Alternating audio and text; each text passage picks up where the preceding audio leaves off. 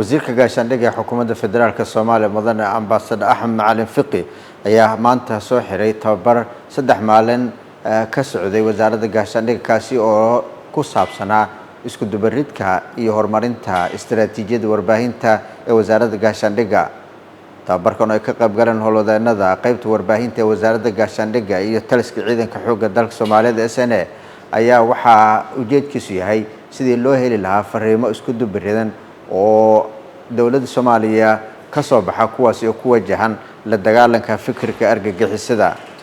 wasiirka oo xiritaankii tababarkan ka hadlaya ayaa waxa uu carabka ku adkeeyay qodobada ugu muhiimsan ee uu taabanayay qorshahan horumarinta istiraatiijiyadda warbaahinta ee wasaaradda gaashaandhigga.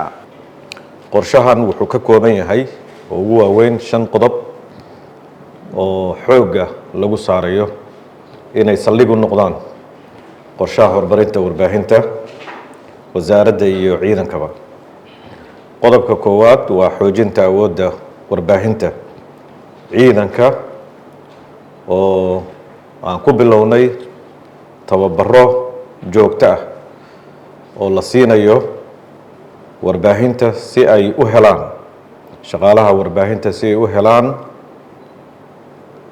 xirfado casri ah oo la jaan qaadaya saxaafadda military iyo caalamka. qodobka labaad oo xoogga lagu saarayo istiraatiijiyaddan waxay tahay casriyeynta qalabka iyo tiknoolajiyadda. waxaa la qorsheeyay in la cusboonaysiiyo qalabka iyo xarumaha warbaahinta iyadoo la keenayo agab casri ah oo dhanka muuqaalka, maqalka iyo daabacadda si ay ugu fududaato howlwadeennada warbaahinta ka shaqeynaya in ay shaqadooda si xirfadaysan oo qurxan oo soo jiidasho leh ay u qabsadaan. 3 waa abuuridda barnaamijyo wacyigelin iyo dhiirigelin ah. waxaa la daahfurayaa barnaamijyo cusub oo lagu dhiirigelinayo geesiyaasha ciidanka xoogga dalka Soomaaliyeed lana xoojinayo wadaniyadda ama xoogga la saarayo wadaniyadda bulshada Soomaaliyeed.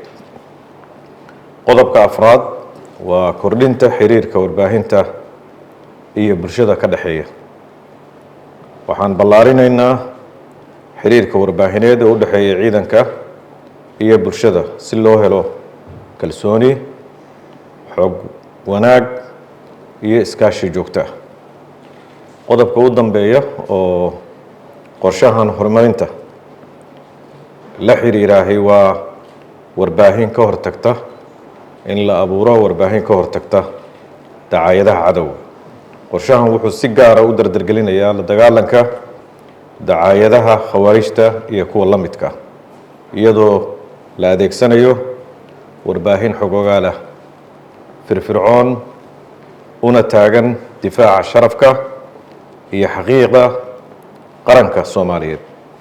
wasiirka gaashaandhigga Soomaaliya mudane Axmed Macalin Fiqi ayaa waxa uu sheegay in ujeedadu ay tahay sidii loo heli lahaa warbaahin u adeegaysa isla markaana soo bandhigta xaqiiqada ku aadan howlgallada ciidamada xoogga dalka Soomaaliya ay sameynayaan, sidoo kalena ka hortagaysa afkaarta khaldan ee ay faafinayaan kooxaha khawaarijta. Cali Cabdiraxmaan, warbaahinta qaranka, xarunta wasaaradda gaashaandhigga ee Muqdisho.